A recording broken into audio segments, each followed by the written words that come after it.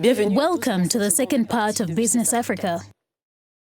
It's one of the poorest countries in terms of electricity coverage, with only 15% of the country connected to the grid. Madagascar currently produces 417 megawatts of electricity and aims to build at least 1,100 kilometers of lines over the next 5 years to more than double the country's electrification from 15% to 50%. Cedric Sehosolo and Philemon Bale tell us more in this report. With an access rate of around 15%, Madagascar is one of the countries in the world with the lowest availability of electricity. And according to Andre Ramarozon, the Director General of the Ministry of Energy, the current situation of access to electricity in the country is catastrophic. Madagascar produces 417 megawatts of electricity annually for the entire country, 73% of which is fuel-based, a very costly move, according to Ramarozon.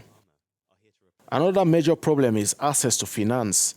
The National Water and Electricity Company has accumulated debts to its service providers, which according to the World Bank amounts to 400 million euros, and they show a loss of nearly 75 million euros.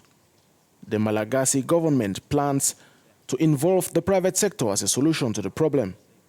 It has announced that a 120 megawatt dam and hydroelectric plant will be built and will be operational by 2023 on the Ivondro River.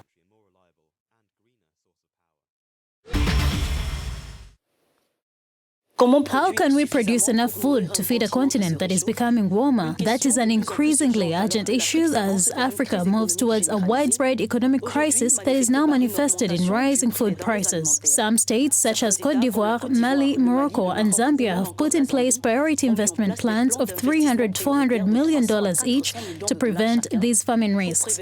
Brice Kino and Hawa Suleiman with more details. Some experts fear Africa is likely to experience a 20% decline in agricultural yields by 2050. A decline attributed to land degradation and desertification caused by floods and droughts. But the question is, how can we produce enough to feed the continent while preserving the environment? This is a daunting challenge the African continent's agriculture ministers are finding a way around in a meeting in Morocco.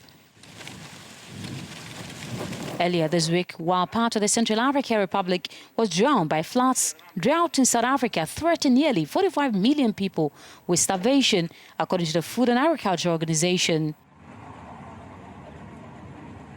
However, the Organization for Economic Cooperation and Development and the FAO expect strong growth in agricultural production in sub-Saharan Africa by 2027.